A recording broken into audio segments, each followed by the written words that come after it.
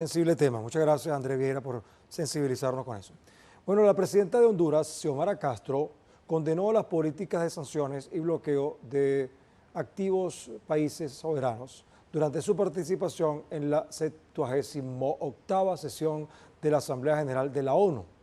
Aiza García, nuestra enviada especial a Nueva York, que es la sede de la ONU, nos presenta el balance de esta jornada hasta hoy. Bueno, Aiza, ¿cómo estás? Bueno, ya van 2 días de intensas conversaciones, de debates. Hoy habló Xiomara Castro, entre otros, pero nos encantaría que nos hicieras un balance, no sé si del día de hoy o uniendo los 2 días para comprender el contexto. Efectivamente, la de hoy ha sido otra jornada maratónica, Luis Guillermo. Muchos discursos desde la tribuna de la Asamblea General de Naciones Unidas, un total de 38. En paralelo se reunió el Consejo de Seguridad con el tema de la crisis ucraniana, rusa. También se celebraron importantes foros con la asistencia de jefes de Estado y Gobierno. Por ejemplo, estuvo el Foro de Ambiciones Climáticas que marca la ruta hacia la cumbre de cambio climático de inicio de diciembre. En Dubái también estuvo el foro para el desarrollo, para el financiamiento para el desarrollo que está relacionado con los objetivos del desarrollo sustentable rumbo al 2030. Y por último se celebró el foro de prevención de pandemias, con el que la ONU busca evitar la sacudida que vivió la humanidad con la pandemia de la COVID-19, que dejó casi 15 millones de fallecidos en tan solo 2 años. Y bueno, hay temas torales, Luis Guillermo, sobre los que cada país se pronuncia desde la máxima tribuna de la ONU, que es la sala del debate general. En primer lugar, la crisis ucraniano-rusa, obviamente, luego la emergencia climática, así como la creciente pobreza, la hambruna que afecta al 8% de la población mundial, la pesada carga de la deuda externa y, claro, la falta de resolución de añejos conflictos como es el conflicto palestino-israelí o el bloqueo económico y financiero y comercial de Estados Unidos contra Cuba, así como el bloqueo de Estados Unidos contra Venezuela. En ese contexto, muchos países pidieron el cese de esas políticas unilaterales, así que aprovecharon la tribuna para exigir a Estados Unidos que ponga fin de una vez a los bloqueos de Cuba y Venezuela.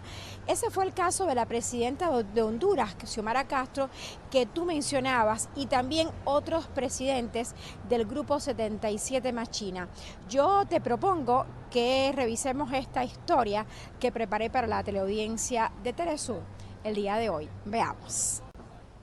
Estados Unidos y Rusia se enfrentaron otra vez en el Consejo de Seguridad de Naciones Unidas, cada quien con su postura sobre Ucrania. Hay un agresor y una víctima. Un bando ataca los principios básicos de la Carta de Naciones Unidas y otro lucha por defenderlos. No hay que olvidar las posturas hipócritas de Estados Unidos y sus aliados, que evitan todo diálogo en condiciones de igualdad con quien sea. En paralelo, el tema siguió sonando en la máxima tribuna de la Asamblea General, desde donde también se rechazó la aplicación de medidas unilaterales por parte de Estados Unidos. La cohesión que necesitamos para forjar la paz y la prosperidad de nuestras sociedades se está desintegrando, acercándose casi a los niveles más oscuros de la Guerra Fría.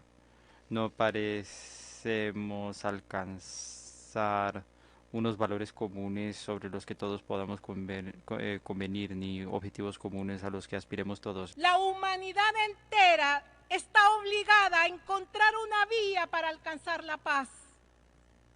No podemos vivir con la amenaza permanente de un conflicto que ponga fin a nuestro planeta.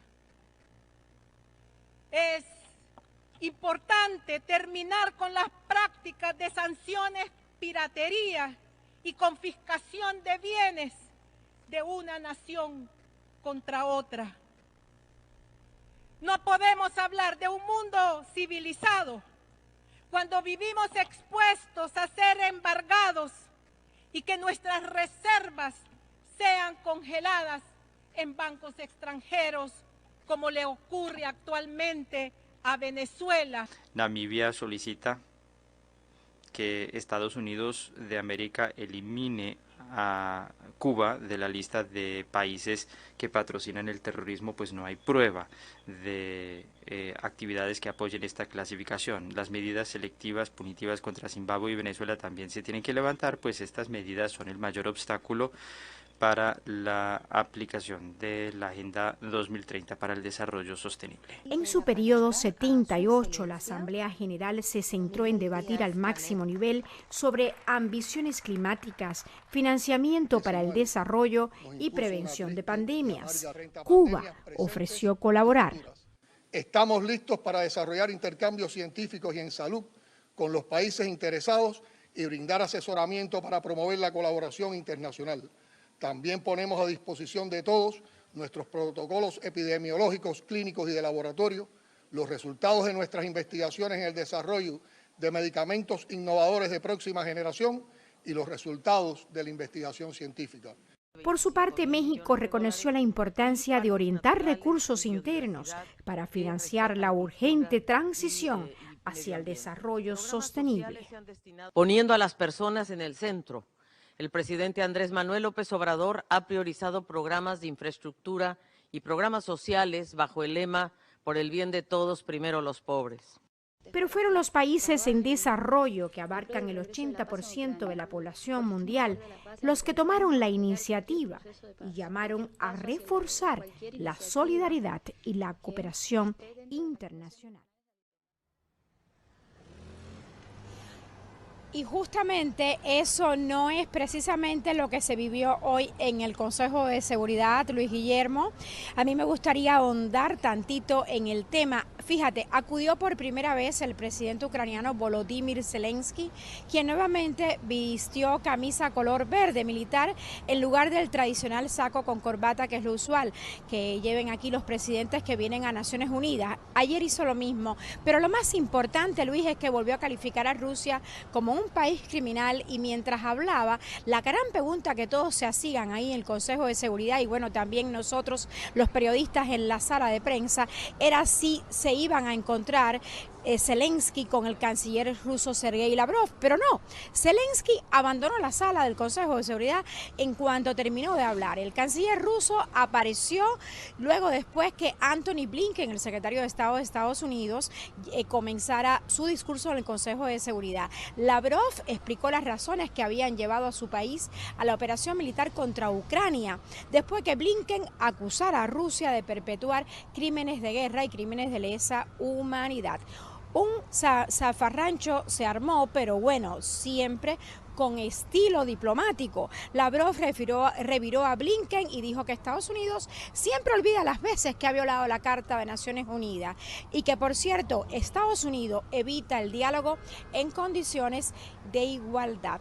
Bueno, así estuvieron las cosas hoy aquí por Naciones Unidas, y mañana se espera un día también de mucho ajetreo y de discursos maratónicos. Hemos contado que habrán otros 38 discursos el día de mañana, Luis Guillermo. Gracias, Aisa, por estar allí y además por ayudar a que Telesur también esté allí para que veamos otros ángulos de lo que algunos quieren ocultar. ¿Verdad?